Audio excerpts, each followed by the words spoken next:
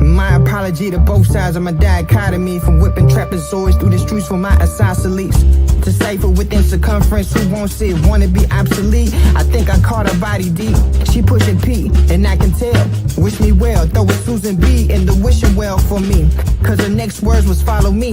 Nah, but you pretty, and I wanna hear you sonically. If you don't want a kid installed, then what we really working on? Handyman with a broken arm, a broken heart, the coldest part. Her coldest shoulder's what I'm holding on. And that ain't even what I'm focused on. Brain and bronze, till the break of dawn. Wake and bake, that early morn. And hit DM in the PM. Barry, when it's starry. And sticks when the moon lifts. Floss, make it flip like acres home. Goddamn, I'm home. Yeah. What up, what up, what up, what up, everybody? This is your boy DM the most, that is him. Him, me, King. He is I am him. This is the Left-Handed Podcast, Left-Handed Kings podcast. I be forgetting the Kings. I don't know if our guest today is left-handed or not, but we're gonna find out. We're gonna find out all that today. Nah, I guess it's definitely right. Wrong-handed. So, how you doing, brother? Man, I'm Gucci Boots. How are you? Man, I'm good, bro. I'm fucking tired. Yeah. Why? Tell them why you tired. I went to work. Got up 3:30 this morning to go to work. Got off work at 6 o'clock. And I gotta be back up at 3:30. But I'm here for y'all. I'm really not here. I am here for y'all, but I'm not here for y'all. I'm here for our guest. That's what I'm here for, our guest.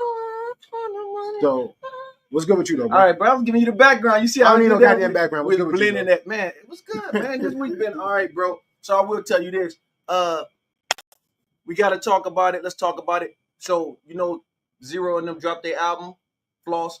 Oh, yeah. 3 Effects. We got 2 tracks on the Kings of the South album, part 2. Nah, you ain't got the whole thing. Oh, shit. That's with Lil Flip and Zero. They put it out. That dropped today. Is already doing big numbers. They don't bite. Them the kind that kill the mosquitoes. So, anyways, that happened. What's up, Skyler? What's up, brother? 3 FX now here from nowhere doing big numbers. We actually getting residuals now. Oh, you see the numbers. I don't see the numbers. We doing good. So matter of fact, y'all make sure y'all check in on that. That's still going on. Sonic Mosaic, my piece that I put out, that's still doing good or whatever. It's just been a week of updates. Not to mention, the last rewrite dropped on Kindle. So if y'all like to read, if y'all know how to read, there's pictures in the corners that you can follow along with the story. You know what I mean? It's just like 12 naked midgets. Yeah, just dancing around. It's a short story. It's a short story. Oh, I see what you did there. No, man. So, gotta do the rest in pieces. Every week, y'all know how it is. Somebody always checking out. People check in, people check out. But this time it's crazy because yesterday. We be us, you be you. What up? It's my brothers. Yo, what's good? What's goody? No, old boy got killed yesterday in Atlanta. Oh, Young Scooter. Yeah, Young Scooter. And it's crazy. I was on a podcast yesterday about police brutality, about trying to bring police to justice and all this stuff. It was a podcast. It was dope. But then as soon as that, it was like breaking news. It happened like right when we was talking about it. So, anyways, that's it, man. Yo, I can't wait till Michael B. Jordan movie come out. Sinners, man, dude. There's a clip in there that I saw. When old boy invite me in. Yeah. Bro, man, I was like, what the fuck? Yeah. This nigga left 8 Mile and got possessed by demons and shit. Nah, he was in Tyler Me too. Was he in Tyler Me? Yeah, he was in Tyler Me too. That shit was pretty good, man. So support black cinema, support black music, support black excellence. That's it. Well, we at so what's our show today? I titled it The Blackest. The Blackest Blue. That's the title of the episode today is. Good job. Because we have in the studio, we have an author. Don't let my hold on. Let's make sure it can be seen. See the book. We got Miss Katie Epps up in here today. Let's say SD. Excuse me. I'm blind. This nigga wear glasses blind and can't see. I'm blind and I'm old. Fuck it. SD. SD. My bad, sis. Anyway, Yeah, so we're gonna talk to her. We got Katie in the building dunking on niggas. Yeah, Katie in here. Now, SDF, she wrote a book called The Blackest Blue. We're not going to talk about it. We're going to let her talk about it. But first, just to give a rundown of the episode, pretty much we're going to talk about this book. We're going to talk about some other endeavors that SDFs is a part of or has working. Excuse me. So with that, I'm gonna start off with the question, because obviously, if you see the book, you see the badge, you see the shield, you see the eye, the hat. The book. Well, the question I'm gonna ask is, what is the mental toll of working behind bars? Should she be on the screen before we start asking the question? She's gonna come on the screen in a second. Oh, you want to skim through the book? No. You read? I'm already in it. Yeah. I'm already in. So without further ado, we gonna bring up SDFs. So let me make sure I do this properly. Give me a second. And Bring it. SDFs, here you. Welcome.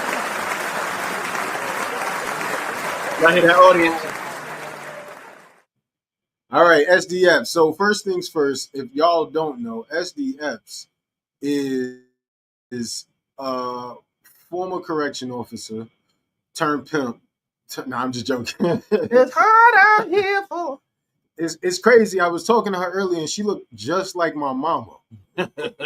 She looked just like my mama, and I said, "Damn, you look like my mother. How old are you? Where you from?" But the truth be told, that's my sister, ladies and gentlemen. My blood sister. Hey. I love you. Love you back. That's the good part of the family. The pretty part. Fuck you mean? What do you mean? Anywho, welcome. We're brothers. I hope I'm the only pretty one. Nah. Well, yeah. Let's see what we got going on here. No. You good. Unmute. No, she's asking if we should. No, we good. Oh. All right, so SDFs. Tell the people, who you are, what you about. Give them your spill. Well, thank you for having me. 25 years of law enforcement. I finally retired, and I decided to write a book discussing really what happened as a law enforcement officer working women's death row here in Texas. Now, I did start in New York with juveniles, but my book is titled The Blackest Blue. I hope you can see it. It's on Amazon and Ingram Spark. That can handle. And my story is about different interactions with offenders, inmates at different times in my career. And I also have 2 books that will come out after this one. So I hope that you guys get a chance to read it. The reason for the title is because being black and blue at the same time is hard. So that's why the title is The Blackest Blue, because I stay true to me, true to self, never conform, never. I'm a New Yorker, so I'm here in Texas, but at the same time, I had to stay true to me. And I always had to protect and take care of people that look like me. That's how you know she my real sister. She a New Yorker. Where you from? Brownsville. That's it. Matter of fact, I need you to say it. I ain't even gonna do it. So my question is this: how is it that you got a New York accent, but he sound like he from Kansas? Man, look here, bro. I'm just saying, man. What in the tar nation? In the tar nation. What in the tar nation? Are you talking about? No, but I did have questions for you because you're doing something that I want to do, or that I'm doing right now with my little endeavor, and I just think that it's dope because when I grew up reading Donald Goins. I'm from Detroit, and a lot of the characters in that book, seriously, a lot of the characters in that book I actually knew of because they were known in the neighborhood type thing. And so when you wrote your book, I noticed that you went about it with like it was biographical, but then at some points you go into the narration, into a narration hat. You put on your narrative hat on there, and I just think it's dope. How was the process of writing the book? Like, I mean, was it hard? Was it, tell us, how was it writing the book? Actually writing. So it was super dope because I went to a quiet place, and I'm not going to even hold you. Andre 3000 is what I played the entire time. Flute music. Yo, shouts out. Classical music. Shout out to Andre. I played that to get inspiration, to clear my mind so my brain waves could work better. The entire time that I wrote, that's all I listened to. And I felt like, no cap, I felt like I could write anything because there was no interruption, phone was off, no one disturbing me, and it was just a dope time to write. The one thing that I can say is when I first started to write, my husband inspired me to go ahead and tell my story. Our father was in and out of the hospital, and what I treasure the most about my time writing was that my father got a chance to hear some of the chapters because I would read it to him, my mother would read it to him, and he said, "Man, that's gonna be a page turner." So what's so dope is that I put my father's blurb on the back. Yep, on the back right there. Yes, yeah. Because he actually said those things. Shouts out to Devil Nichols, by the way. Yes. My dude.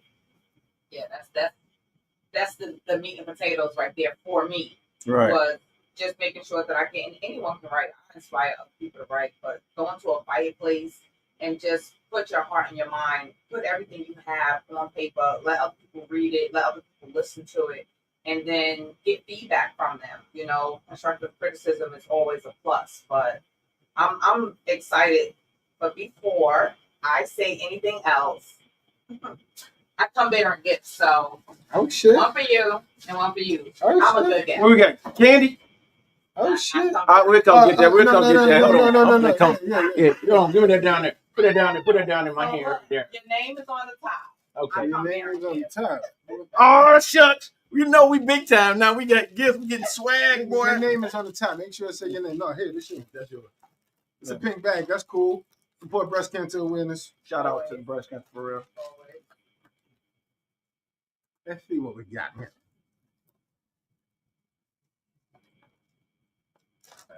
Okay. Oh! Yo! It's up there. Look at that. Look at that, boy. It's the official tissue. Left-Handed Kings podcast. King Barre on it.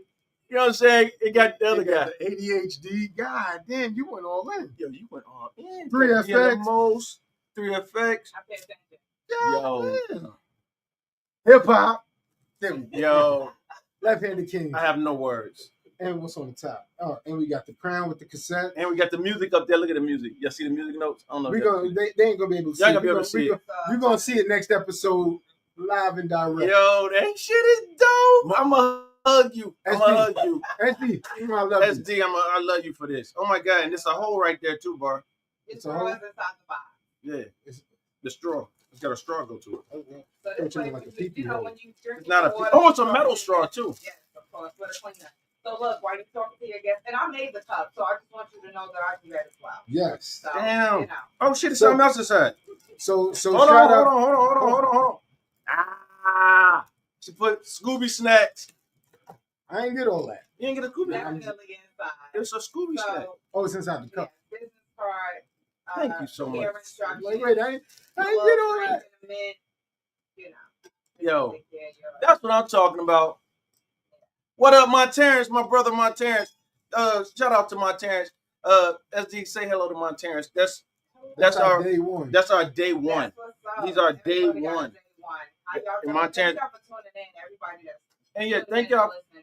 Do me a favor, y'all. Everybody that's on here right now, if y'all could, go share it with at least one person because we're gonna get into this book. This book is dope. Let me just tell you, SD, I love your book. Straight up. Because when I started reading, I went on. I was trying to get I was telling you earlier off screen.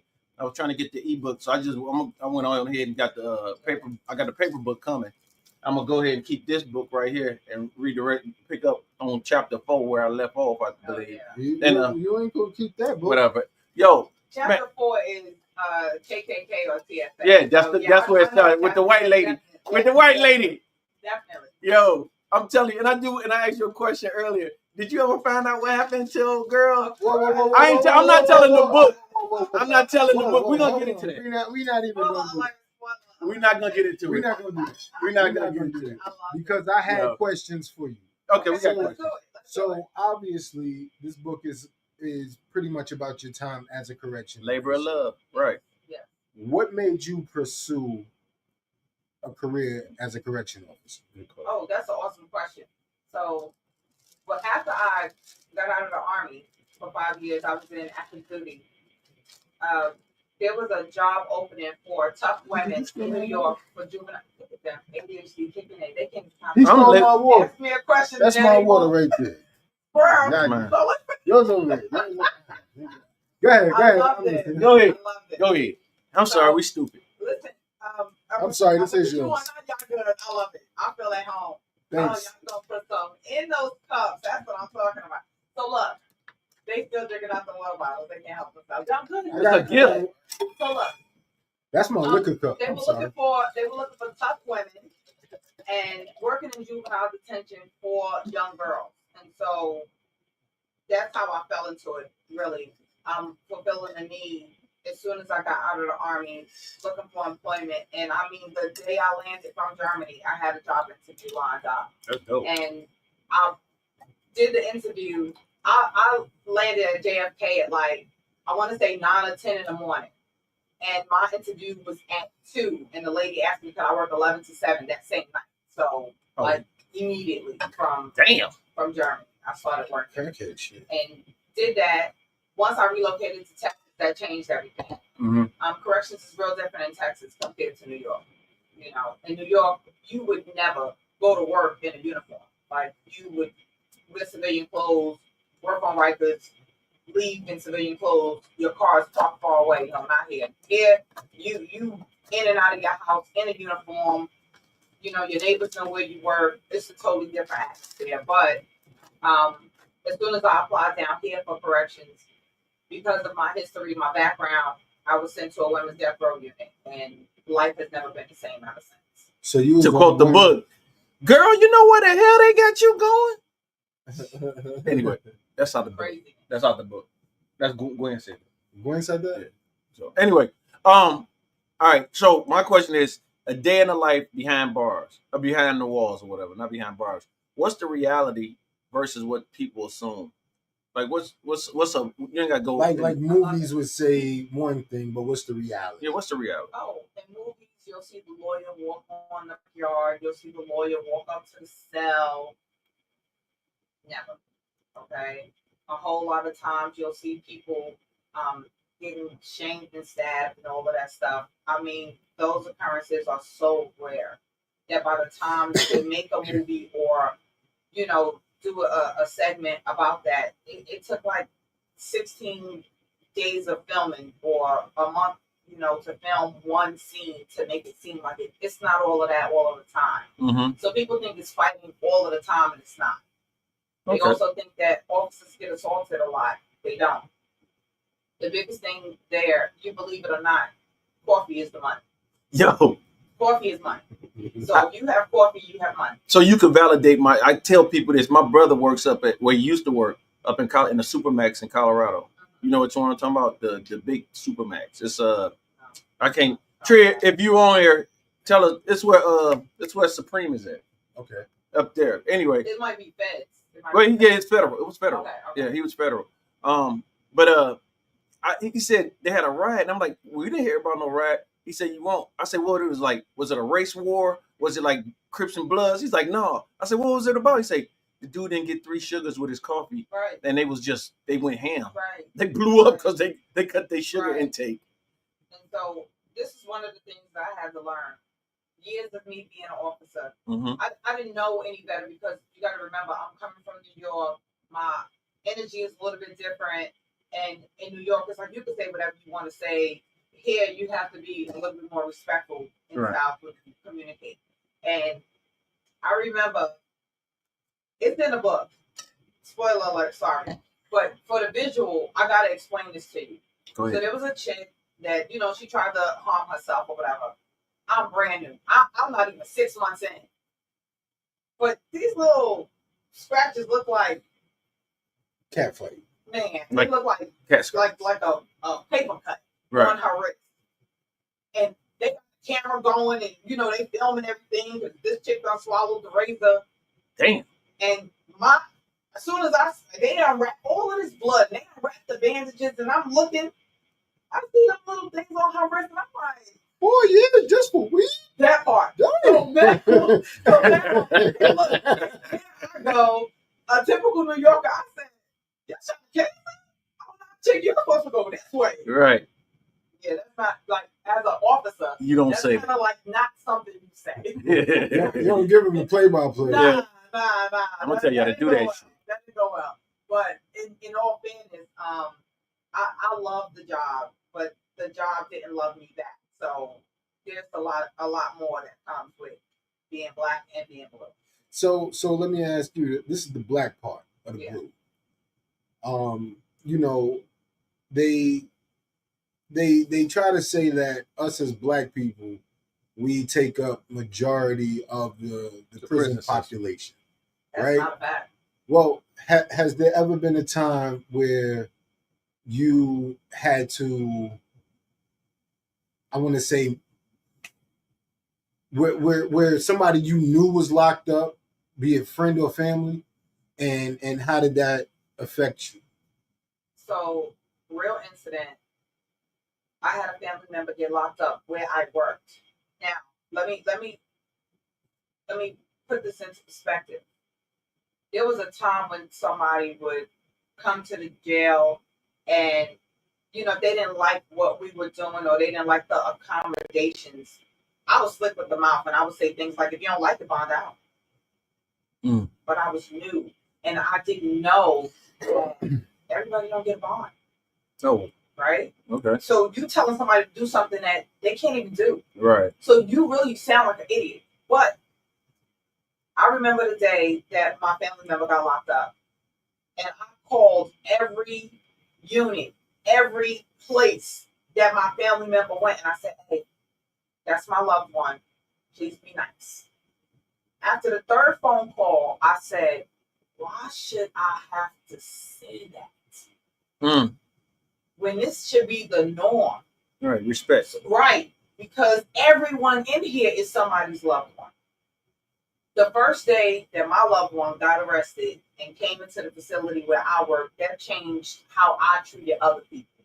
Because I wanted everybody to treat my loved one with kindness and respect without being asked. Right. Should have just been part of the job. So that changed everything. That changed everything. So King, did you get to see her when like I just no hold on. Since we taking it there, not only did I get to see her, this nigga walked by with pizza, holding the pizza in her hand. And I'm at the window like, where did I start here? I'm behind the glass just looking.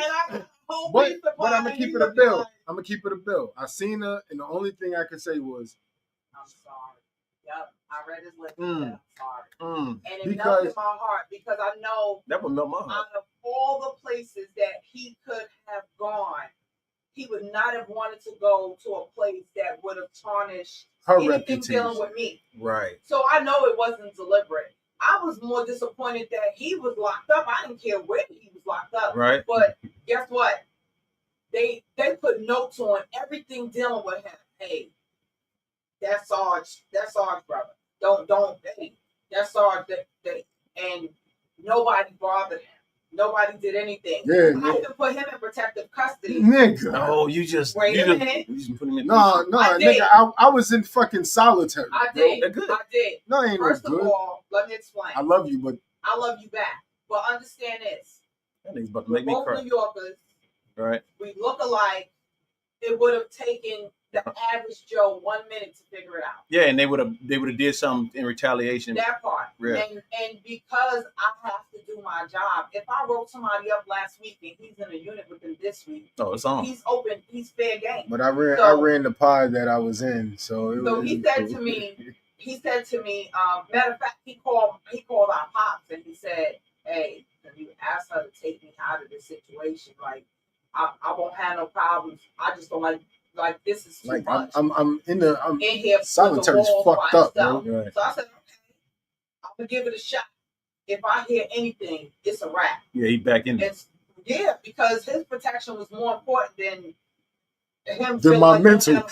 My protection was more important than my mental. Get home. I got your mental for you at the house, but he was fine. Right. He was fine. Right. And I was fine knowing that he was going to be okay. So yeah, but that's a real encounter, and I'm not. It just raised me as an officer to know how to treat people, and you don't have to ask, "Hey, can you be kind? Can you?" It should have been a given. So I'm grateful for that, even though I'm not happy you had to do that. Yeah. Your time there shifted everything for me as an officer. So. That's dope. That's good. And I was joking, by the way. Yeah, but I mean, I really wasn't done. I mean, I asked it for a reason because I wanted to bring up the fact that I ain't getting no pizza. Like hungry. No, you got to think about it. I got locked up. Let's just say on a Tuesday. Yeah. Tuesday at like 3:00 in the afternoon. Yeah. This nigga came in the next day with pizza. Yeah. And I'm sitting there starving, like. No pizza for you. You had to get that tray home, boy. I'm like, damn, the pizza. and then they put me in the solitary situation. Yeah. Right. And this TV that you get to watch, first of all, they handcuff you to the chair. Right. And the TV about 40 feet away, but it's about that big. You got to test your vision. So I'm sitting there, I'm watching TV like young eyes, stop getting in trouble. Yeah. I'm like, TV shit. from way down there. I said, I ain't never coming back here. I take my chances anywhere else except for where she was working at. No, word. But no, thank you for sharing that. No, for sure. No. Thank you. No. Listen, the one thing I love about who I am as a person and who King Barre is as a person, we're authentic. Yeah. No doubt. There's no need to feel ashamed or worried about how someone else is gonna feel because that's family. And family's gonna come before any and everything. So I'm good with telling that story. I'm glad that we can tell it. Facts. Yeah. Facts. Because people don't make it out of that shit. Right. Or people get institutionalized and want to keep going back. Yeah. We got a family member who for years didn't know my name. He would see me and be like, damn, you Daryl's son. I'm like, yeah, cousin. Yeah, you want to stay out. Yeah, you know, he got it together though. I understand they go through stuff. You know what I'm saying? I understand the inmates go through stuff.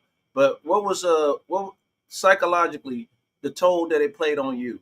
Your mindset, relationships, your mental health. What was something that how did it, in your words, how did it affect you?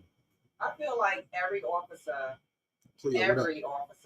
should utilize mental health resources at some point in their career, whether they have issues or not.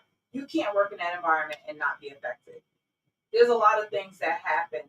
For instance, I can't count how many times I woke an inmate up and booking to let them know that they're up to see the judge, and they don't remember coming to jail. They don't remember the ride. They don't remember getting fingerprinted. Totally blacked out, drunk, but you just killed 3 people and you have no idea. You don't even know you did that. Right. So then you have the ones that kill their own family members in a car accident, driving drunk. All right. But the mental toll comes from dealing with that animalistic environment a lot of times from people who have no other avenue to get that away from them. Recidivism is huge because there's no effort to try and fix things before they even get out. So you're gonna give me a bed, 3 meals, and some TV. I'm good. And I can play spades all day. All I gotta do is mop the floor every once in a while. It's not hard. So another mental toll, and I was just talking to a couple of people about this. I was responsible. Once you start making rank, your responsibilities change. And I was responsible for providing death notices sometimes to inmates if they had a loved one that passed away. So and then the family member says, well, I don't want to tell them. Can you tell them? Or can you get the clergy to tell them? But a lot of times it was left up to us. Now, I don't want to sit anybody in a room and tell them your mother, your uncle, your grandmother, somebody just passed away. There's no outlet. So depending on their crime, I'll also count on how many people that could not go to their own mother's funeral because they were in jail. Or the charges that they had. There's no furlough for that. Mm-hmm. And Texas, they don't even do conjugal visits here. Like once you get locked up, that's it. That's it. So no booty for you. Well, all right. I used the wrong term. I used the wrong term. No women for you. Yeah. So, well. Cleet Jackson. There's women. There's women. Ain't no women workers. That fuck themselves up. We're gonna get to that. We're gonna get to that. We definitely need to tap on that. Yo, let's jump into it. Go ahead. The female COs or correctional officers or female employees of the penal system. Embarrassing. Working the penal system. They was working the penal system. Literally working the penal system. What I will never understand is you got on this whole uniform with all this gadgets and keys and flashlight and all this stuff. You unbuckled all of that shit? You took those pants down at work? What's sexy at work? I don't even think like that. Never. 25 years. Never. Never crossed the line. I had an inmate ask me one time, he was like, can I talk to you for a minute? And I'm like, yeah, I'm thinking he wants something serious. Right. You think I can get your number? I said, yeah, it's 911. Get the fuck away. You gotta understand, like, I'm on to the next thing. What are you talking about? 911, cocksucker, beat it. Yeah. Beat it. No, well, yeah. So when the I know y'all go through stringent things, and what I've been told from, like I said, I got family members that's correctional and stuff like that. The biggest thing is you would think that it would be the females that get corrupted and get extorted, but it's the dudes. It's everybody. I'm about to say it's everybody. It's both. You have weak-minded people on both sides. That part. Yeah. That part. So they play on you. Right. And they'll ask you, how's home or what's wrong. The first problem is when you go to work and you have a face on. Don't bring home to work and don't bring work home. Right. So when you got a face on and you looking like you're mad at the world, the first thing somebody's gonna ask is, "Hey, is everything okay?" They act like they care. They don't. Yeah, that's a way to penetrate, to get in and figure out like how to infiltrate this system, because you're always walking around tight and you don't say anything, but something's wrong today. I notice it on your face. Even if they don't see anything on your face, they're gonna say you look like you're upset. Try to run game. And your batteries is dead. Your game won't even work over here. So all of the time, I don't have any. Let me tell you something, and this is a true story. My daughter is 25 years old. I've been in corrections 25 years. Mm-hmm. Nobody knew I had kids. That's dope. Now my coworkers. Nobody. They didn't find out. My coworkers didn't even find out that I had kids until like I was at that job 9 years. And that's because she started working. Oh, okay. They didn't know. So how was it? How was it when she started working there? How did that affect you?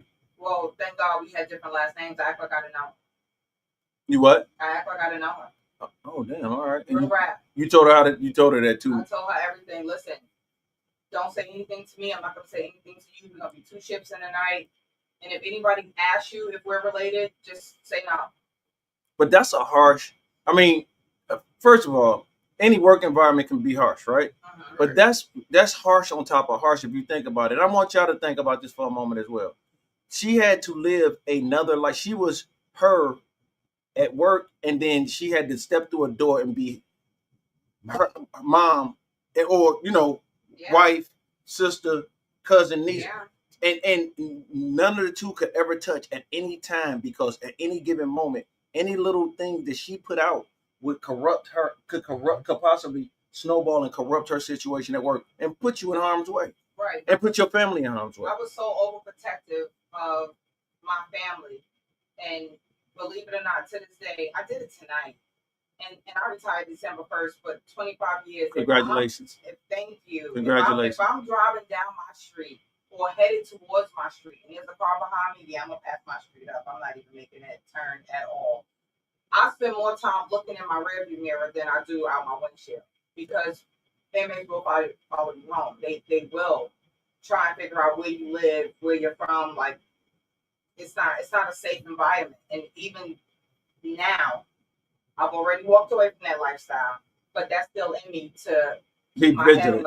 Be vigilant. You got to stay vigilant, and that's dope. That's good to know because that's what that goes into what we was gonna ask next. Really was like, what is one if you could share without divulging any, of course, information, any personal information. What was one situation that stuck with you? What be it day one or the 25th year, last day? Is there any story that just stuck with you that you like? You know what I mean? Like you know what I'm saying? Not because the vigilance, but just period. Is there any story like that you could share? There's a lot of stories. One of the stories that I remember the most is waking inmate up to tell her that she had court to see the magistrate to hear her charges. Now, mind you, where I am and where she needed to go to see the magistrate, she had to go through 3 doors and in through the booking area and everything else. But I could hear her screams from the magistrate office when she was told what her charges were. Mm-hmm. Now, mind you, you hear a woman screaming in Spanish. This is not English. She's screaming in Spanish. I'm sorry I killed you. I'm sorry I killed you. My baby, my baby. Mm. Those things stick with you. And not just because, see, at the time I had children, but nobody knew that. Right. So now I'm supposed to have this tough, persona on, and the whole time I'm human. My empathy went out for her because she didn't put a seatbelt on her kid because she was drunk. So yeah, that stuck with me big time. Dang. So you just have to be careful. It's not so much about you; it's about the other drivers. Mm-hmm. Right. So you have to be mindful when you're roaming around these streets. But that stuck with me. Another thing that stuck with me is she played an officer so hard, and it's not hard to do when you have so much time. They have 24 hours to watch everything we do. We get 8 to 12 hours to watch them. Right. It's 40 of them, one of them. So everybody's watching what we do, but they're moving parts. You can't keep your eye on everybody, right? Mm-hmm. And so you have people that play games and do certain things, but you just have to stay firm. I had an inmate lie on me and tell my captain that she was in a relationship with me because I wrote her up. Got you. Okay? And they play games like that. But tell her to describe me because I don't do shit. So tell her to describe me. Tell her to tell me what do I have tattoos or not. Tell her to describe me. And because she couldn't, mm-hmm. then Listen, I retaliated another way, but sometimes you gotta do what you gotta do. Yeah, well, I heard about the codes. Look, if y'all don't know, to see she laughing, I told you I know people on the inside. So say somebody try to do something or say something crazy to one of the COs, and they be like, 74-3, 74, and the camera that's on them go like this. And then it comes back, and it's like, and old boy broke the fuck up. Like, yo. Tell you a lesson. This is Corrections 101. If you have a group of inmates and you have a drink, God forbid, you have a drink, and you sit that drink down and a fight break out or anything happen and you gotta walk away, if you can't reach out and grab it, throw that shit away when you get back to it. I don't even want to know. That is Corrections 101. I don't care if you just got it and you didn't take a sip yet. You better not drink out of that cup. Damn. You better not. And so that happened to me. I was escorting some inmates from the chow hall to a dorm. And I sat my cup down, believing that they were going to go in front of me and my cup would be behind me. And then something happened, and I had to move around and put them past my cup, move them back out into the day room. So I'm moving around, I'm doing all of this, I'm doing all of that, and I had embarrassed the inmate right before this happened. I just did it. So when I saw my cup, I was like, oh, and threw it in the garbage. The minute I threw it in the garbage, 3 inmates started laughing. Continue. And then I get this. Glad you didn't drink out that cup. Oh, ain't no telling what was in there. Oh, I knew what was in it because I'm no fool. Right. I know that when I went to the chapel to pick those inmates up. And when I say, all right, y'all, come on, let's go, this inmate decides that they're going to hold hands and pray. I just gave y'all an order to come with me. And now she wants to, first of all, chick, you practice Ramadan. Muslims don't hold hands and pray. Right. So, check. Inmate. Inmate. Right, inmate. So once I said that, check inmate. Check inmate. So I pissed her off because I embarrassed her. Right. So now when it's time to go back, I had to give you the backstory. So now when it's time to go back to her cell and she walked past my cup, she grabbed it and she hid it. It's no problem. Mm-hmm. The minute I threw the cup in the garbage, the phone rings in the tower. Hey, you got to shake down 3 cells. Pick one. Oh, you already knew what time it was. I already know where I'm going. Right. So, all right. So back on the book for a minute, if you could, just like I want y'all to go read it. By the way, the book is called The Blackest Blue. It's The Blackest Blue. This is the Left-Handed Kings podcast. We got the author herself, Miss Miss SDF's up in here. ADHD kicking in. It's trying to take back over. Anyway, what I don't understand is the nigga know your name. I do. I do. It's okay. And it says it right there. SD. But no, what message do you want people to get out of reading this? This dope book. And the book is dope, by the way. If y'all can go pick it up. Again, can you plug where it's at? I'm gonna say Kindle. It's on Amazon and it's also on Ingram Spark, but you can also get it from me directly if you're local, and I'll autograph it right in front of you. It's no problem. You wasn't supposed to say that because somebody's gonna get an autographed copy. Yeah. Somebody's gonna get an autographed copy tonight. That's what's up. And when we get a chance, we're gonna go ahead because we always do it. So we're gonna try to do a song break or something like that. Take a little break. But and when we do that, we'll put your link up. We'll have your link posted. We'll have it posted up here and pinned in, so y'all can reach out to the author herself, and or you can go and spend your dollars on Sparks, Ingram Sparks on Amazon. But yeah, so what was the message? The overall messages that you want them to get out of it? Well, I want them to read the book for sure. That's first and foremost. People don't read like they used to. Right. Everybody want a TikTok, Instagram, and they want 30-second clips, and they don't want to go into a quiet place and read. And I want people to understand, like, from a different perspective. A lot of times, your family members, more people know family members that were incarcerated than they know officers that work in the penal system. Right. And so it might be one family member, a cousin, or somebody who lives in a different state that works in law enforcement, but they never talk about their story. The first thing they'll tell you is, oh, you wouldn't understand, or they'd rather that you just, find out from somebody else. But they don't like to talk about work because they don't want it to seem like it affects them. Mm-hmm. My first heartbreak, and the majority of the time that something happened to me, it was from people that look just like us. Mm-hmm. And so I want people to take away that you don't have to shit on your own. You don't have to do that to us. We already got enough coming from different angles. Black, female, from New York, living in Texas. I'm a triple minority out here. So you don't have to do me. But a lot of times, it's the whole light skin, dark skin. It's the whole male, female. And it's us as a people.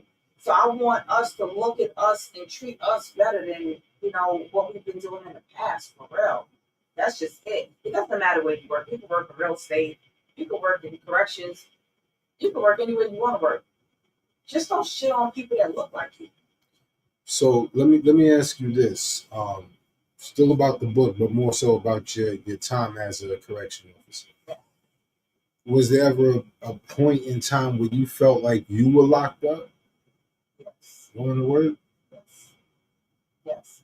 And the reason why I felt locked up is because before I made rank, I ranked up all the way to lieutenant. But before I made rank as an officer, you have no phone. You can't get a break. You hardly could get a bathroom break. So I'm in here with the inmates. I can't move, they can't move. For 12 hours. Right. If there's an emergency at home or something's wrong with one of my kids, I find out when I get to my car, 12 hours later. Mm. That's not even realistic.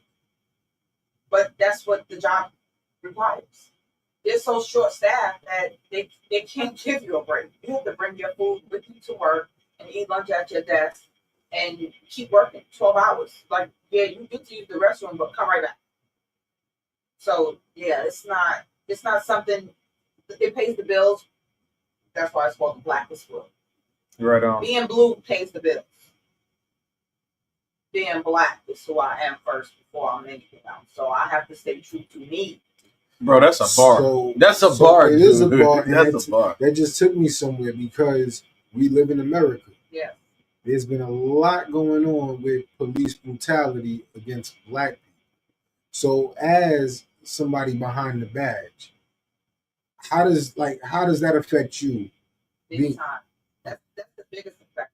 And I don't mean to cut you off. No, you're good. It affects you big time because when you're working in corrections, when you're working in law enforcement, George Floyd, what? Who? Breonna Taylor, what? Who? Those incidents are not discussed at work. Ever. Now, in a personal space, when you're home, back to the lab, what up? What up? When you're home, social media, do you find like there's things that you want to say, but you have to be mindful of the things that you say because of your position? Yes. So when they were doing the BLM marches and all of those, movements and everything else, I would have loved to protest. I would have loved to go and I can do that. I can do that. Because at any point, if any of those peaceful protests would have turned the other way, I'm on the wrong side of the protest. Mm-hmm. It's a conflict of interest. Okay. You understand? So no, work. You couldn't do that. And you couldn't discuss it at work with officers or with inmates. You remember back in the day when there was separation of church and state? Yeah. And you couldn't talk about, okay, well, police brutality, a police crime on a black person, separation of your black ass working there and your black ass talking about it. Don't talk about it. Gotcha. I know in the government they got the Hatch Act where you're not supposed to talk politics. You're not allowed to talk about any kind of voting, any kind of politics, stuff like that. You actually get fired for it. So I can understand that y'all have rules set in play to keep everything on a neutral playing field at all times. Well, it's not neutral because I know it's not neutral, but I'm saying but out of sight, out of mind. Don't speak on it; it won't be spoken on, type thing, right? Right. So let me pivot a little bit. Ms. Maury, welcome. Ms. Maury, what's up? Back to the lab. Hey, so let's pivot for a minute. So do they have music in jail? So let's be honest. They have, depending on what jail you were, depending on what facility you're at. Mm-hmm. They had little radios in prison, but they had to have headphones on. Okay. Because everybody can't hear what you're listening to noise. I think that would be a danger. Is I'm sitting over here. I can't hear the person behind me walking up with speaking up with the thing. Yes, you can, because if you're a smart inmate, you only got one in. Yeah, touche. But you only got one in, or you're sitting in a position to where you can see everybody. Yeah, your back to the wall. You don't have your back towards nobody. Right on. Yeah. Let you know I wasn't institutionalized. Not for long. Go ahead. No. So people, I know you. I know about you. Right. I know you're multifaceted. So what else do you have going on? Well, I have a lot going on. Just like the custom cups that you just received, I have empathy Creative Cups on Facebook and Instagram. And I also I wrote a children's book, and pretty soon that's coming out. It's called My Daddy Is in Jail. And so the reason I wrote that book is because I want family members to understand that when a loved one is incarcerated, the choice of the grandmother, the aunt, or even the mom of the child to think that keeping a kid away from the jail, visiting their father, is a good idea. It's the worst idea. It's the worst thing you could do to a father. You need to let them see their loved one, because the time it takes to acclimate those two back together, it causes more harm than anything keeping them apart. So I got that going on. My husband and I also started our own mobile DNA business where we can test DNA. We go to jails and prisons and do court order DNA testing. But we also do infidelity testing. We do paternity testing. And when I say infidelity, I'm about to say, what is Yeah. Go ahead, get into it. Let me explain. Let me smell your drawers, nigga. A lot of times you'll see either underwear, a shirt, a bed sheet, anything in your house, and you'll say, that's not mine. And whoever you're dating or whoever you're with will try and convince you, no, this is yours. Listen, you know your underwear, right? Put those underwear in a bag. Put your toothbrush in a different bag. I'll let you know those in your drawers. Damn. Infidelity testing. Yeah, for sure. And so, ladies. yeah, you listen. No more arguing. No more speculating. You will have hard, cold facts. But, baby, look here, baby. Those was yours. I was just about to give them to you. Yeah. Okay. So, or she'd be like, them ain't. He'd be like, them ain't my drawers. My dookie stains is on the right. So. But no, we do paternity testing as well. It does not have to be a full order paternity test. It could just be an informational test. What's so cool now, we don't even need the mom anymore. We could just use the dad and the child. Right. We could meet them at Walmart or at their house, or if they get, weekend visits, we can meet them and swab the cheeks, and they'll have results before the week is out. And also we do uncular, which is the aunt and the niece, or the uncle and the nephew. We don't need the parents anymore. Right, you get familial DNA. Right. So if you want to know, am I related to this person? Is this my half brother or my full brother? Like, did our parents lie to us and say that we have the same mother and father and we don't? You can find all of those things out. So this nigga white and I'm black, and y'all saying we blood brothers. We the Dalmatians. Right. Hell. Eyes the pappy. Right. Eyes the pappy, balls. So, yeah, we get a lot of court DNA tests to go to jails, prisons, and test people for DNA. We also have a car repair shop in Killeen. Damn. And we have my husband is a barber, so we just have a lot of things going on. But so y'all Jamaican? A little bit. And then we do fucking Jamaican. Yeah. I do 10 things. That part. Listen, we also do payment repair. So look, I do 10 Here's the thing. When one thing is not popping, you got to move on to your next hustle. The revenue stream. There's nothing wrong. Listen. I'm also a landlord, so have a rental property. Like this, look, it doesn't stop. Been a landlord since 2009. Doesn't stop. You have to keep going. You have to have multiple streams of income to keep it going, but also being married to a like-minded individual allows me to flourish and do it. We went to phlebotomy school so that our mobile DNA testing can, blow. We can do gender reveal testing and find out if you're having a boy or girl. There's just so much that we can do. So we're excited about it. Nah, that's dope. So we're gonna take a music break because we're talking about money. So can we go talk about a little money? We're gonna pull something up, we're gonna play a little song, and then we're gonna come back. But when we come back though, because I am a true interviewer, I'm gonna ask SD about her bars. Okay. I'm gonna ask her about back in the day, because she was Mrs. Officer.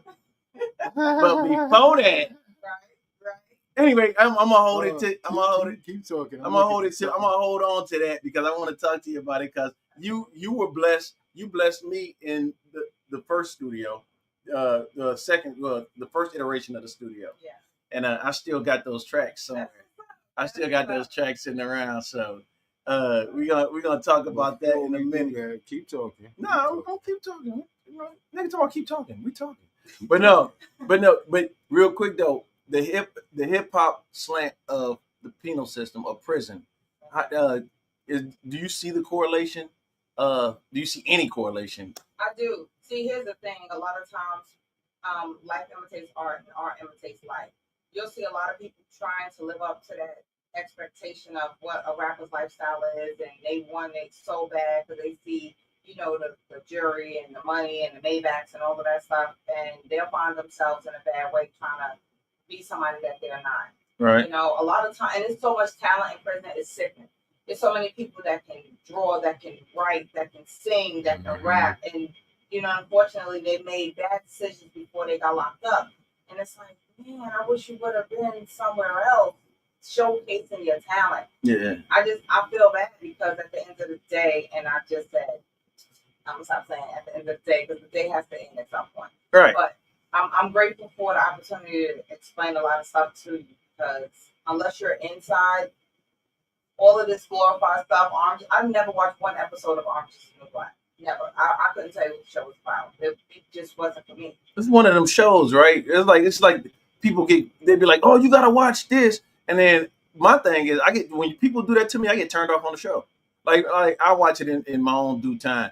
Like when first and foremost, when The Wire came out, I was that person. Like, yo, you gotta watch this shit. You gotta watch. And so I got family members like, man, I finally watched it 10 years later. Now I see what you're talking about. But I get you. Like Orange is the New Black. What the fuck you want to watch that for? When you work, like you doing this shit every day. Like, yo, Mona, you need to watch. You need to watch the Orange. No, I don't. I see Orange is the New Black every day. Like so I'm working it. Now, don't get me wrong. I'm a crime show junkie, but I don't want to watch shows about jail and how they depict what happens in jail, and it's not real. Mm-hmm. So a lot of times, I'll say, "What? That would never happen. They wouldn't actually do that." And because, look, I could see commercials and what it's all about. I wasn't interested. It just wasn't for me. Right on. No discredit to the actors and actresses. I'm sure they did a good job, but my reality was the real reality. Right. So we're gonna take a quick little pause. Listen, while we're doing that, I'm gonna let y'all go refresh y'all drinks. Do me a favor, smash the like button, smash subscribe.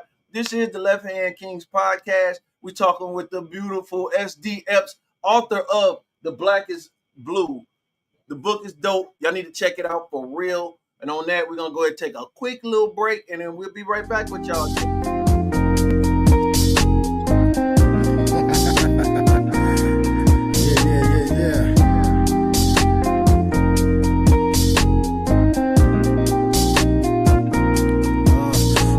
When I wake up running through my veins, Brownsville, Brooklyn be the place where I learn my slang, and you know this saying, never ran, never will, till them P's got some niggas that kill, but still, sunshine coming through like blind swing snooze, locals got nothing to lose, but still got something to prove, every day is a struggle like my nigga from the Big Bed-Stuy, east side we ride, not from this side, then boy don't come outside, I swear I can't deny this feeling fine to me, the dots, the weaves, the cops, the thieves, the trees, the niggas on the corner selling water to their daughter while they baby mama's holler, nigga, give me a couple dollars, yeah. Yeah.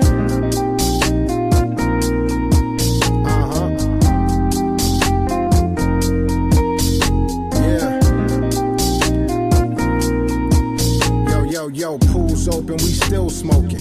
Red lights, but we still loking. Keep the drama going, but the hope is how my niggas dressed down, but Brooklyn still fly. Ain't no lies told as I expose all the you know the YPs with the Yorkies that's on the York steez. I tell them suck these for real. No boat, no skis. I know I got these dreams for real. Spend a little bit of time out in Texas, so you know I keeps it true. For real, for real. You know it. I had a grind and I barely did show it, but now a nigga and expose it. Go it. Good job, bro.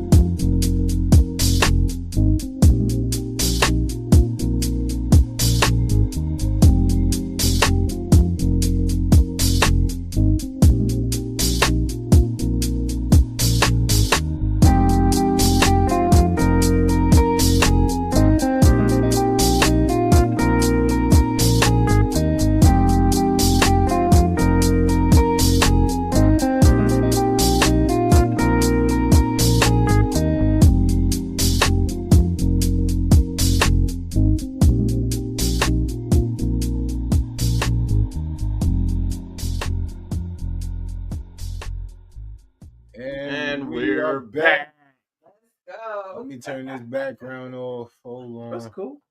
Nah, well, I guess we could leave it. That's cool. We could leave it. So we was talking during the musical break. Let's get into this. So if you can tell us, where the cover came from. So the cover was illustrated by the amazing Nisha Yolanda. Look Nisha Yolanda up on Facebook. She's dope. She's an illustrator, and she can help you with, if you're interested in getting a book started. But let me just tell you about the cover. On the cover, this is what I described what I wanted. I wanted a picture of me, looking at obstacles be put in my way, watching them put up a brick wall, and the sadness of them trying to stop me from promoting, stopping me from advancing, all of those things. And then you'll see the thin blue line. It gets white and it gets thinner and lighter. And so this is my shield, this is my crown, and this is like my hair, my lashes is on. I stay on point, but the sadness is they're constantly blocking me from growth. So that's what the Blackest Blue, what the cover is all about. That's dope. Yeah, it's dope. Then the bars, I see the bars. Yes. Speaking of bars. So, long time ago, many moons ago, in the first iteration of the juke joint, I had a guest. Somebody came over, and we was just sitting up here. Y'all know my man King always doing his thing. We sitting up in here, we spitting, we making beats, and all of a sudden, out of nowhere, I hear somebody start rapping. And I'm like, just let me set it up. The way it used to be, I used to sit in the corner. I used to have an L-shaped desk.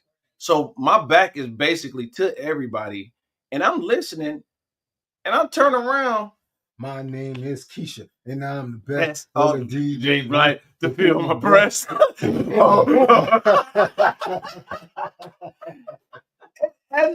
is over here spitting bars. Come to find out, she used to rap. So, first of all, you come from a very talented family. If y'all don't know, your pops talent, great singer. You got this guy. Our aunts. Our mom is like crafty and creative. Yeah. Just Makes the best. Listen. I'm telling you, they are Jamaican. I think they are Jamaican. They do every damn thing. They cook, we clean, we rap, we sing. They do it. So was that something before the army, before all that? Was that something that you thought that you might have wanted to go into music? Oh, for sure. So in high school, I went to high school with Little Kim and Junior Mafia.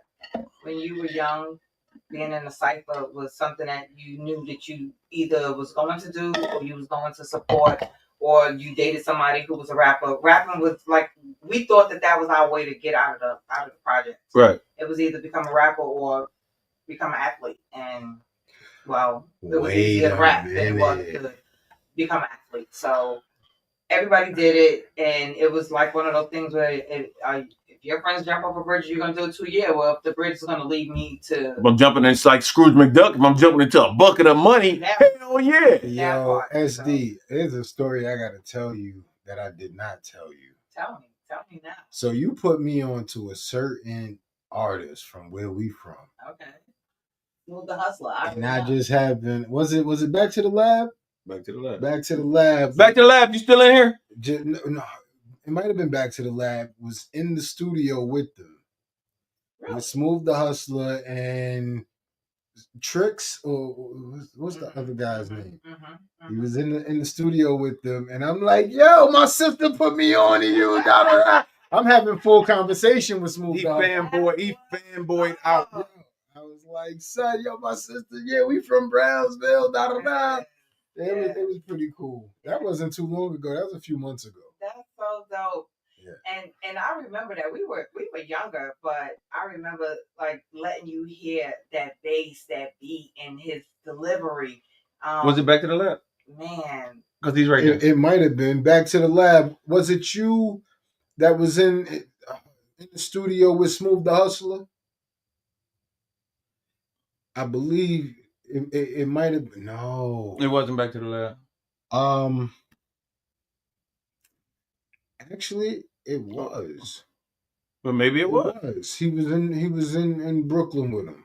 If you recall, bro, that's what he talking about. Yeah, I can't remember exactly who it was, but somebody had me talking to Smooth the Hustler, and I was kind of geeked up. That's what's up. That's what's up. I feel like Smooth the Hustler was one of those artists that didn't get the recognition that he should have. Yes, it was him. He works out of Fort Greene. Can you see the? Okay. I can see the comments, and I feel like his delivery was so dope. Smooth the Hustler did something that what's Papoose does now. You know, the rhyme style, the cadence, the going from A to Z and Z to A, and you know, doing all of the cereal and all of that. That was Smooth the Hustler. That was how he delivered. Right. And so, you know, I don't know why that type of rhyme style is not bigger than what it is, but it should be.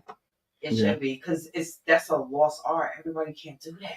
Yeah. Right. Everybody can't do that. And to just go off the dome and just, oh man. Well, I know one person. Everybody can't be like me, man. I know one person to do it. Listen, I'm a champion, my brother, all day long. I challenge you to be able to come off seriously, other than picking up a bottle or a can and saying rap to it. I've seen this dude create fucking masterpieces. Yeah. But it don't shake too far from you. You used to you spit some bars. You know what I'm saying? So not only is she an author, that's why she's good at the words with the wordplay. You know, I equate that to that. I really do equate that to the fact that you actually was a rapper back in the day, and you know how to put words together, fit words together like Letterman. But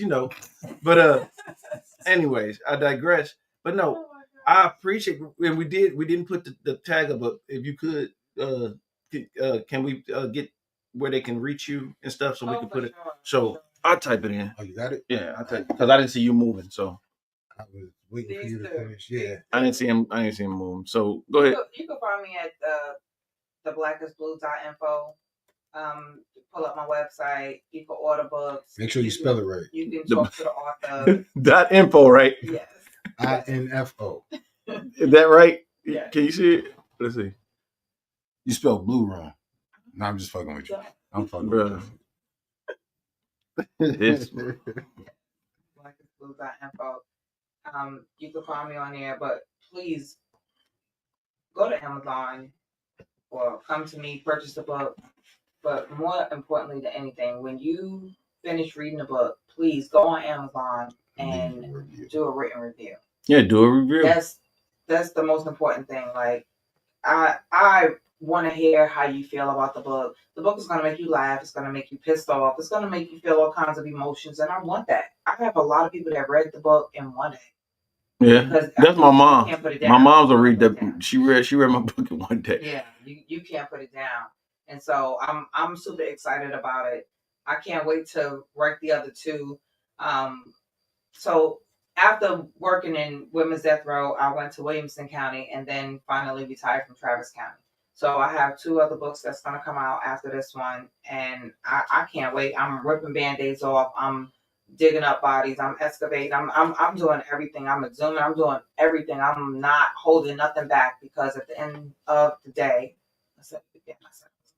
but law enforcement, again, in this day and age, it's not for everybody. It pays the bills, but what does it do for us as a people? Unless you're in there taking care of your own, helping people. I remember when we were wearing masks during COVID, and then because they had nothing else to do, people started drawing on their masks or decorating them and doing whatever they could, coloring them in and making designs so that they could have.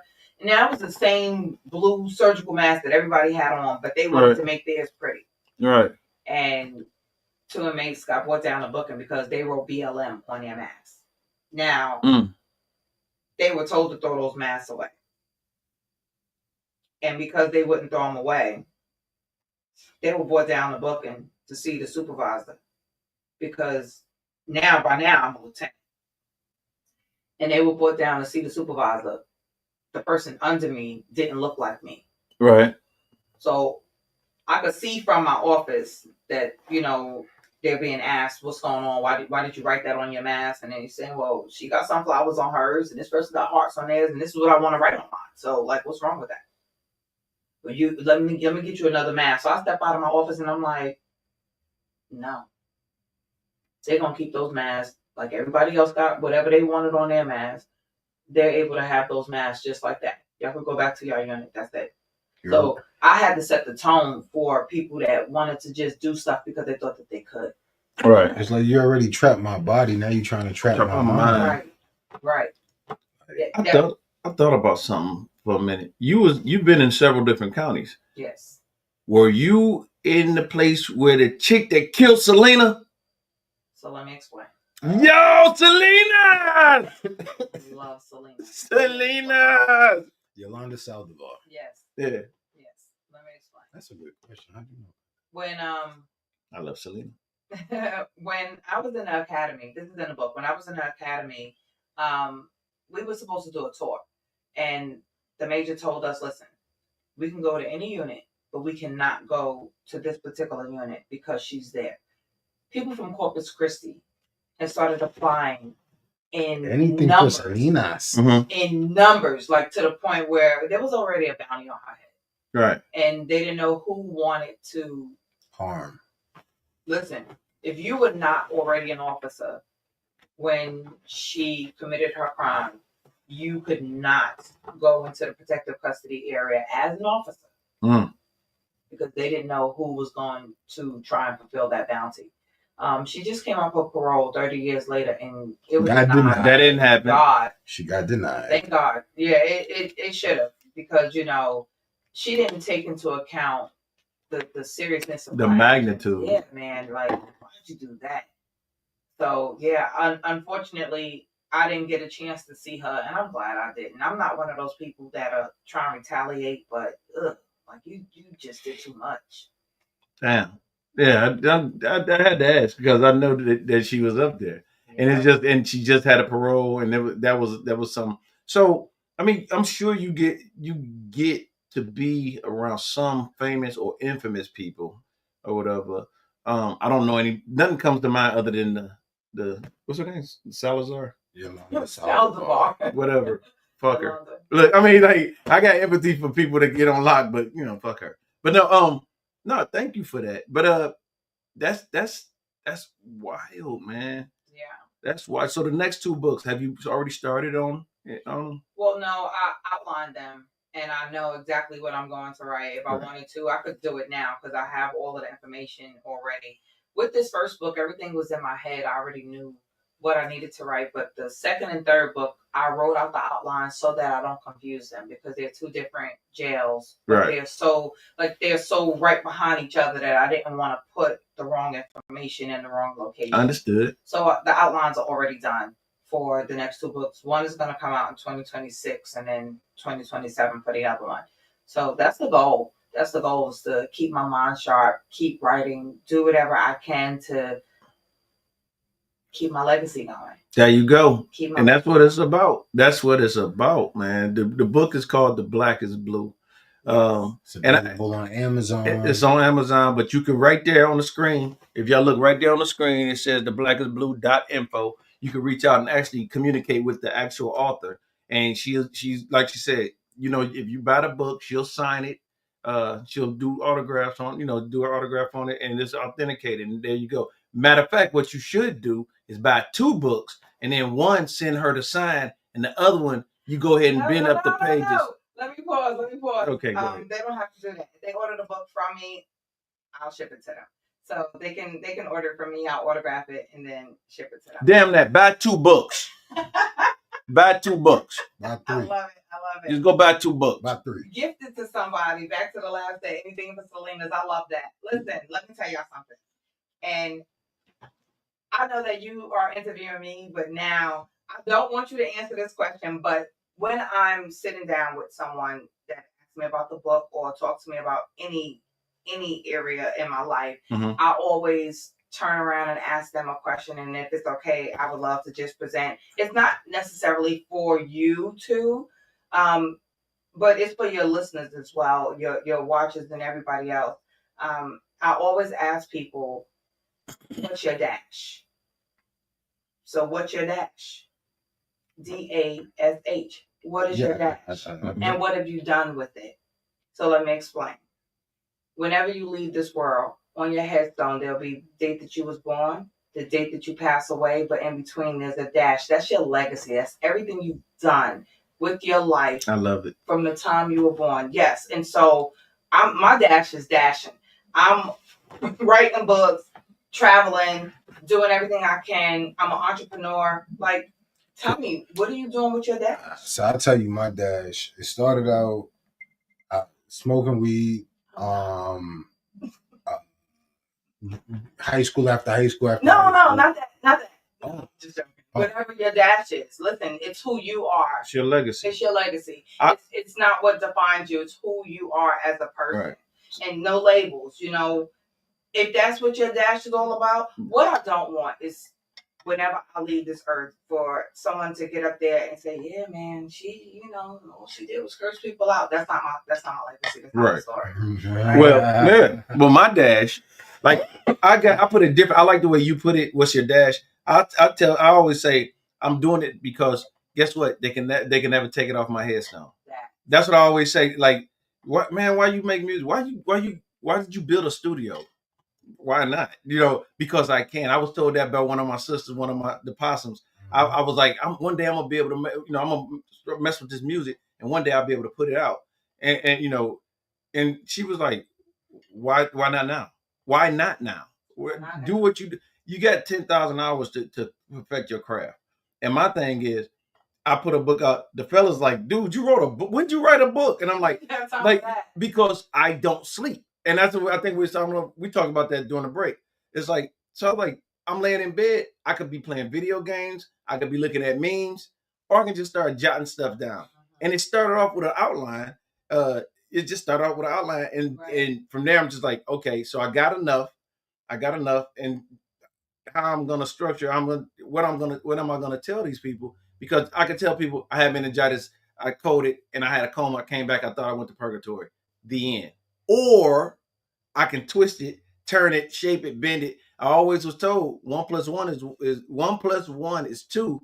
But if you're a writer, if you're creative and you write, 1 + 1 equals the Golden Gate Bridge sitting on the moon with a monkey dancing, tap dancing. Like it could be whatever you want.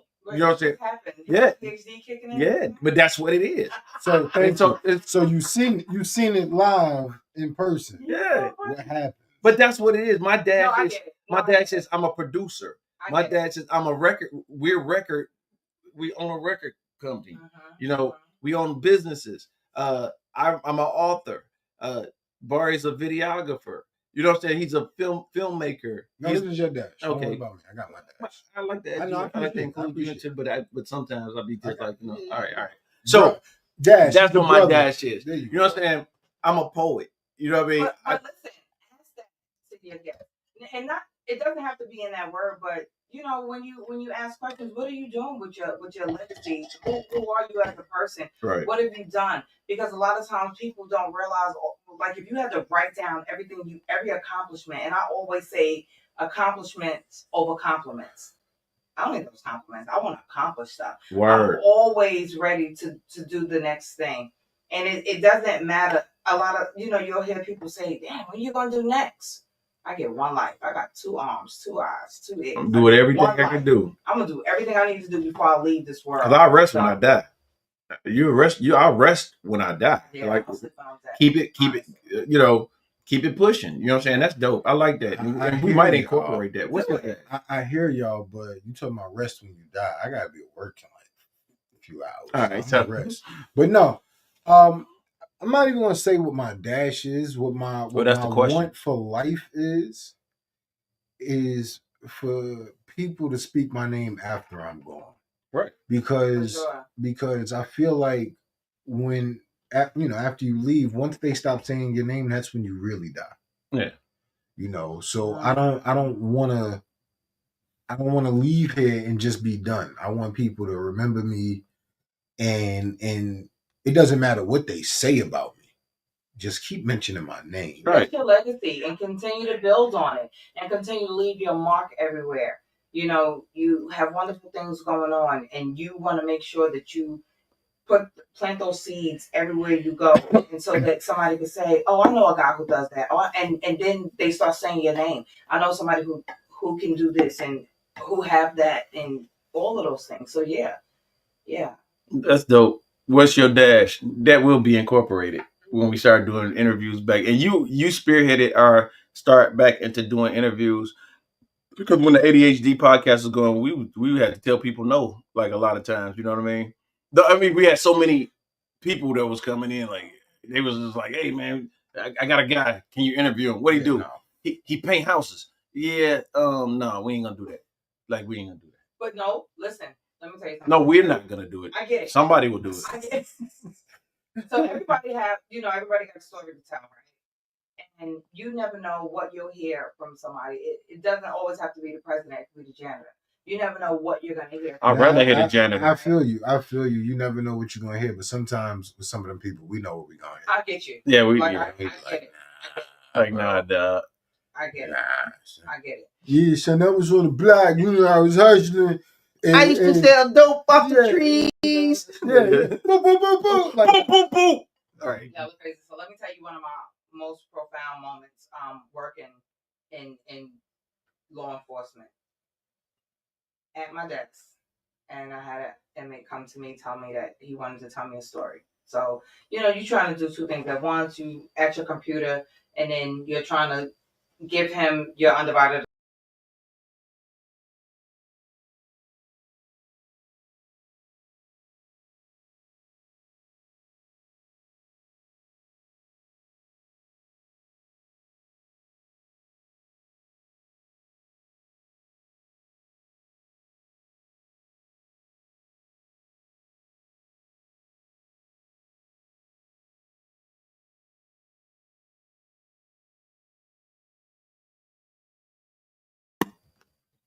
Go ahead. Sorry. Oh, okay. He said, so the judge knew my mom, and the judge said, listen, slap on the wrist, give you a PR bond, don't come back to jail.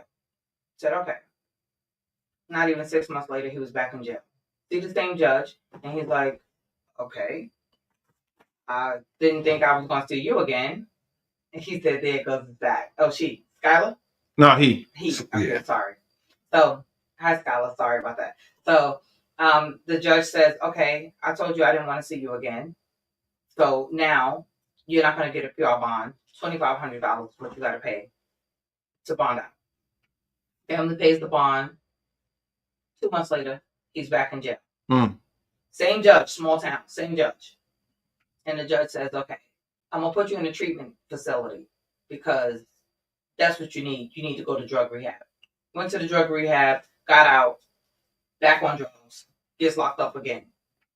So the judge is like, okay. Put him in jail. He did 18 months, got out, back on drugs, gets locked up again. Damn. This is him telling me the story. Right. So the judge said, what is going on with you? What is going on with you? I give you a PR bond. Then I gave you a bond. Right. Then I put you on rehab. Then I locked you up. Like, what's up with you? Right. This inmate looked at the judge and said, well, which one of us ain't learning here? Whoa. Whoa. That's a dope story. Well, I tell you, I said, wait a minute. Because for me, that resonates through my whole life, everything. How many times does somebody have to show you something in order for you to figure out, Ooh, there you are. wait a minute, am I the one that's not learning, or are you not learning? Whew. That's dope. You just said a lot. Yeah. Mama, when you gonna learn? I'm a crackhead. I had to do something. Okay. Anyway, but no, that's So profound. So That profound. was profound right there. So profound. Wow. He said, when are you gonna learn? Which Which one of us? Not bruh. Which one of us? Wow, yo. Like me or you? Neither one of us. No. So listen, I would love to continue and keep going. My man got to get up at dark early, but we're gonna get ready to close it down. Please do me a favor, take another moment and just plug yourself, plug crazy, because I'm telling y'all need to get this book. You need to get it. Go out and get it. You need to purchase it for real. Like I said, it's right there on the screen. Yes. You can order it straight from the author. Y'all don't want to go through Amazon. I get it. I understand what's going on, but you can order it straight from her, straight from this queen, right? Go ahead and support. Because support, you know what I'm saying? Yeah, sometimes support don't cost a thing, but and no, she ain't giving no discounts. Well, if you mention the Left-Handed Kings podcast. Thank you, Skylar. Get the book and please let me know what you think about it now. If you mention the Left-Handed Kings podcast, we will put a piece of paper in there and we'll call it a bookmarker. Hey. Oh, and then there's bookmarkers. So if you order, you get a bookmarker. See? You see how we do? Hey. You see how we do? We just made that up. No, but go ahead. Plug away. Thank you. Let me plug. So please, the blackestblue.info. And if you just, been seeing one of your relatives around the house or just really feel like, I don't know, that's my DNA.info. Shameless plug on that. If you need your credit repaired, just listen, hit me up. It's no problem. Let us know what you need done. But please go to Amazon or contact me. The Blackest Blue. It's hard to be black and blue at the same time. And that's really the title of the book. So support new authors, support African American entrepreneurs, support us all, support. But read the book. Don't just buy it. Read the book and let me know what you think. It's funny. It's dope. It's good. Trust me, it's good. It is. Look at those reviews. It's good. It is. Yeah. So with that, you can't read it now, dude. I'm not gonna read it now. I am gonna read it though. But I just wanted to say, y'all, this is my sister, and I have to let you know, SD, I am beyond proud of you. I am. No, for real. For real though. It's like I'm looking at it. It's tangible. Yeah. It's real. I remember when you was talking about it. I remember, at the hospital reading it to Daddy and sitting back there listening, and it's a real thing. So for that, I'm proud of you. I'm happy for you. Go out, buy this book, if not for any other reason, because I told you so, nigga. Yeah. Go out and buy the book. Go get the book. Go get the book, bro. Support the people that you fuck with. Yes. Go buy the book. And if you have, I do have to say, and if you have trouble reading, get the goddamn audio book. You can get this. Go listen. So I will be reading it. Go get the book. I'll be doing the audio version. It'll be up on the blackestblue.info real soon. Yeah. You're gonna hear me read it. I do different voices, so I'm gonna start reading it. I'm gonna say the Blackest Blue SDFs. Yeah. Chapter 1. In the beginning. No. Anyway. Tell them some of the titles of the chapters so that they can. All right, so let's run through that real quiz, naive. I like the KKK versus the TSA. Like, yo, that lady was like, yo, listen, because I don't want to talk about I do want to talk about it, but I don't want to. I want them to go read. Yeah. I didn't read the whole thing. That's what I'm saying. I didn't get a chance to read the whole thing. So my favorite thing is when you was about to beat up the big body Benz chick, and like you know what I'm saying, the big body Benz chick, and the next thing you know. And you know what I noticed? A lot of stuff happened. Tamika and the Big Body Benz. That's chapter 2. Yes. Well, we start from chapter 1. No plan was not the plan. Right. Chapter 2, Tamika and the Big Body Benz. Right. Chapter 3, surprise. And that's crazy because I titled that before that even was a thing. Yeah, So crazy. I can't give you that. That was a thing before I was born. No, before it came on TikTok. Gotcha. I mean, before it was on TikTok. I ain't calling you out. I love you. Go ahead. I love you. Chapter 4, TSA or KKK. Chapter 5, new job, new home, new me. I think I'm gonna start on chapter 6, which is I'm gonna start on chapter 6. Fake Ike versus real Ike. Oh my gosh, chapter 6 is bananas. Wait, I'm not gonna read them all, but we got wedding rings and razor blades. Shit. ET+9. Oh man, Listen. listen. Oh, Listen. That chapter's nuts. Oh, I'm I can't wait till you read it so you can tell me what you think. Contact them and let me know what you think, because I can't wait to see that Amazon review. Listen, tell me off the you know what we're gonna do? I'm gonna read it. He gonna finish it. I'm gonna read it, and we're gonna have you back. Yeah, we have you back. We're gonna have after you read it. After we read it. We'll do our review. Our review, but then we'll do our review on here. We're gonna do our first book club. Fuck Oprah Book Club. It's the Left-Handed King Book Club. Book Club. I'll be excited. It's gonna be. I just want y'all to know there are no pictures. So there is. Yeah, I'm talking about to narrate the story. Oh, yeah, okay. You know, I know these King pictures. like to have like coloring books and stuff. So, anyways, I'm gonna on that note, we're gonna go ahead and chop it down, break it down. Again, I would love to thank everybody that showed up today. Thank you, Miss SDFs, for coming in and blessing us and gracing us with this awesome book.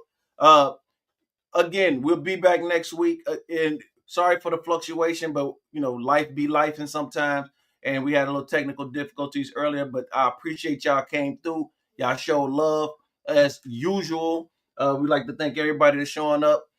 Shouts out to my man Floss. He's down in Houston right now at the album release party for Lil Flippin' them. I was supposed to go to that, so I didn't go. I wanted to be here for this. So shout out to them. Shout out to the 3FX. Shout out to the whole 3FX crew. Shout out to you, my man, my Terrence. Shout out to Skylar for popping in. Everybody that joined us today. Back to the lab and everybody. I'm DM the Most. I'm King Barre. And that is SDFs. So the book is called, again, real quick, the book is called The Blackest Blue. The name is right there. You can actually buy straight from the author. You can't do that shit with Stephen King. Stephen King ain't doing that. You know what I'm saying? Clive Barker ain't doing that shit. No, it's a sister doing that shit. But y'all want to go buy goddamn Harlequin romances. Do they even make that shit anymore? Who? I don't know. Don't worry about it. Anyway, yo, this is the Left Hand Kings. I'm your boy DM. That's King Barre. We out. We out this. Yeah. King Barre. Fuck it, we gonna get straight into it. Yo. I lost track of time on my bomb, so I don't know when I blow. Like years ahead of my peers, my buzz been here before. I'm trying to restore the feeling. It's like New York's been soft ever since niggas came through and crushed the building. But I got it, call me the prophet, the new Muhammad.